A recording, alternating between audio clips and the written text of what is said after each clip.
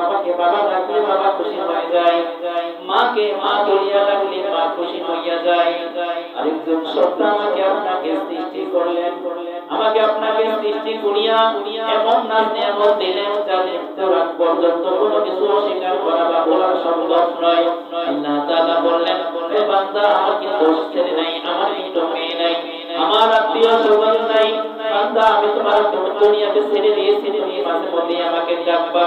যখন বান্দা তুমি আমাকে ডাকো, আমার অন্তরটা তোমার বাবার মন যেরকম খুশি হয়ে যায়, তোমার মাকে ডাকলে তোমার মার মন যেমন খুশি হয়ে যায়, তার চেয়ে অধিক অধিক বেশি আমার মন খুশি হয়ে যায়।